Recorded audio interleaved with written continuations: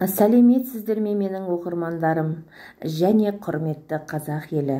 Сіздерді ұлыстың ұлы күні Наурыз мерекесімен шын жүректен құттықтаймын. Наурыз бұл береке бірліктің, ынтымақтастықтың және татулықтың белгісі. Қазақ халқы Наурыз мерекесін ерекше қадір тұтқан. Кең болсын қазағымның керегесі, бітпесін Алла берген берекесі, Алаштың баласына нәсіп болған, құтты болсын Наурыз мерекесі. Қазіргі таңда алдыларыңызда көріп жатқан балабақша бүлдіршіндерінің тәрбиеленушілері. Бұл жерде қазақтың салт дәстүрлерінің бірі тұсаукесер рәсімі жасалып жатыр.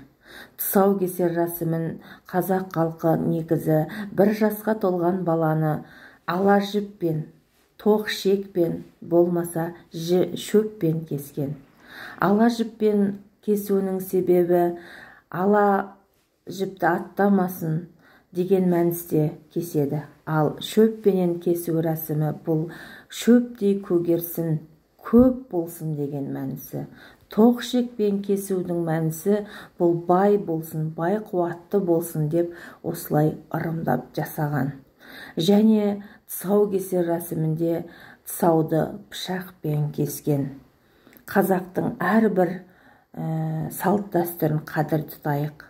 Міне осындай тұсаукесерді өзіне ұнайтын, соған ұқсап өссін, сондай болсын, сол адам сияқты болсын деп сол адамға атайлап айтып солай кестіретін болған.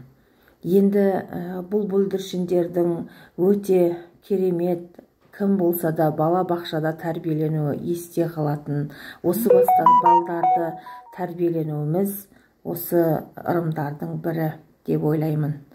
Құтты болсын балапан қадамың, тек Қазақстанның ең белсенді азаматы бол. Осындай шашудан шашуға жетіре берсін. Шашудан шашу болып, тек тойларда, осындай қуанышты мерекелерде жайнап жаснап жүре берейік.